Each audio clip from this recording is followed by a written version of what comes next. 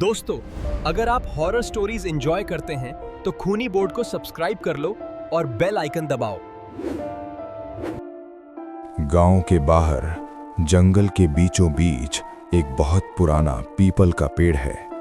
लोग कहते हैं उस पेड़ पर एक चुड़ैल रहती है और जो भी अमावस्या की रात उस पेड़ के नीचे जाकर चुड़ैल की साधना करने की कोशिश करता है, वो या तो पागल होकर लौटता है या फिर कभी वापस ही नहीं आता। लेकिन आज की कहानी में एक लड़का था जिसने तय कर लिया था कि वो उस चुड़ैल को बुलाएगा, और फिर जो हुआ वो इतना डरावना था कि आज भी उस गांव के लोग रात में उस जंगल के पास जाने से डरते हैं। मध्य प्रदेश के एक छोटे से गांव में एक लड़का रहता था। उसका नाम था राहुल। राहुल बाकी लोगों से अलग था। जहां गांव के लोग भूत प्रेत का नाम सुनकर डर जाते थे, वहीं राहुल को इन रहस्यमयी चीजों में बहुत दिलचस्पी थी। वो हमेशा तंत्र मंत्र, भूत प्रेत और आत्माओं के बारे में किताबें पढ़ता रहता था। एक दिन गांव के कुछ बुजुर्ग आपस में बात कर रहे थे। वे उस पीपल के पेड़ के बारे में बता रहे थे जो गांव से थोड़ी दूर जंगल में था। एक बुजुर्ग बोला, उस पेड़ पर एक चुड़ैल रहती है। दूसरा बोला, हर अमावस्या की रात वो पेड़ से उतरकर जंगल में घूमती है। तीसरा बोला, और अगर कोई उसकी साधना पूरी कर ले तो वो उसे भयानक शक्तियां देती है। राहुल ये सब सुन रहा था और उसी समय उसके दिमाग में एक खतरनाक ख्याल आया। क्या सच में चुड़ैल को बुलाया जा सकता है?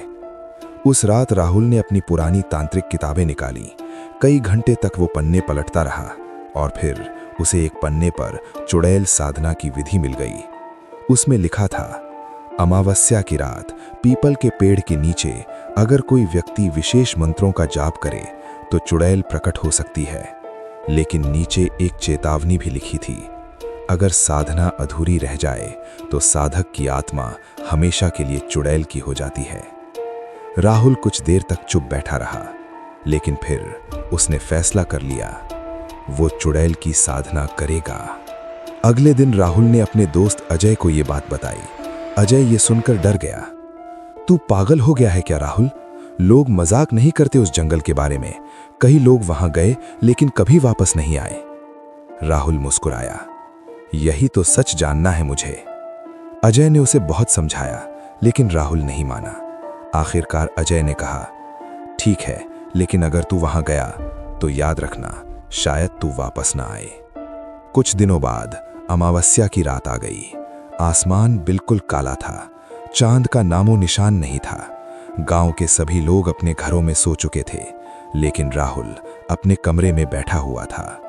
उसने लाल कपड़े पहने, एक थैले में अगरबत्ती, सरसों का तेल, नींबू और काला धागा रखा। फिर रात के ठीक 12 बजे वो चुपचाप घर से निकल गया। जंगल की ओर जाने वाला रास्ता बहुत सुनसान था। चारों तरफ सिर्फ झींगरों की आवाजें आ रही थीं, ठंडी हवा चल रही थी और पेड़ों की टहनियां अजीब आवाज कर रही थीं। कुछ देर बाद राहुल उस जगह पहुंच गया और सामने वो विशाल पीपल का पेड़ खड़ा था। पेड़ इतना बड़ा था कि उसकी शाखाएं पूरे आसमान को ढक रही थीं। उसके नीचे अजीब सा अंधेरा था, जैसे वहां रोशनी जाने से डरती हो। राहुल ने जमीन पर एक गोल घेरा बनाया। उसने चारों तरफ सरसों का तेल डाला, अगरबत्ती जलाई और घेरे के बीच बैठ गया। फिर उसने धीरे धीरे मंत्र पढ़ना शुरू किया, ओम काली शक्ति स्वाहा। कुछ मिनट तक कुछ भी नहीं हुआ, लेकिन अचानक हवा बहुत तेज चलने लगी। पेड़ की टहनियां जोर जोर से हिलने लगीं और तभी राहुल को महसूस हुआ कि कोई उसके पीछे खड़ा है। धीरे धीरे राहुल ने अपनी आंखें खोली और ऊपर देखा। पेड़ की एक मोटी डाल पर एक औरत उल्टी लटकी हुई थी। उसके लंबे बाल जमीन तक लटक रहे थे। उसकी आंखें पूरी सफेद थीं और उसके होठों पर एक डरावनी मुस्कान थी। वो धीरे धीरे हंस रही थी। राहुल का दिल तेजी से धड़कने लगा, लेकिन अब बहुत देर हो चुकी थी क्योंकि चुड़ैल आ चुकी थी। चुड़ैल धीरे धीरे पेड़ से नीचे उतरने लगी। उसके पैर जमीन को छू ही नहीं रहे थे, वो हवा में तैर रही थी।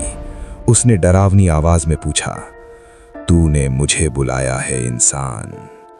राहुल ने कांपते हुए कहा, हाँ, मैं साधना पूरी करना चाहता हूं। चुड़ैल हंस पड़ी, अगर तू सफल हुआ तो तुझे अपार शक्ति मिलेगी, लेकिन अगर असफल हुआ तो तेरी आत्मा हमेशा के लिए मेरी हो जाएगी।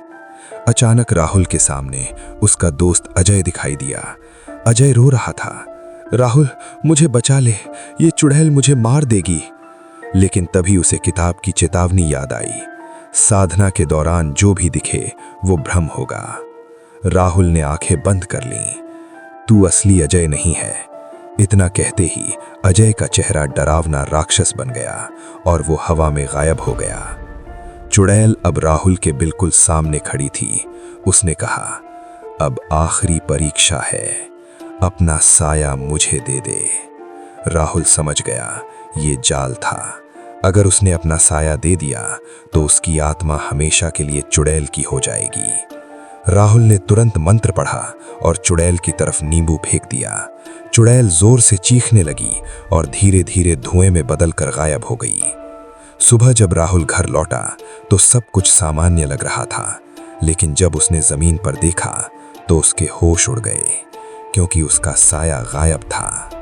और उसी दिन से हर अमावस्या की रात पीपल के पेड़ पर दो हंसियां सुनाई देती हैं, एक चुड़ैल की और दूसरी राहुल की।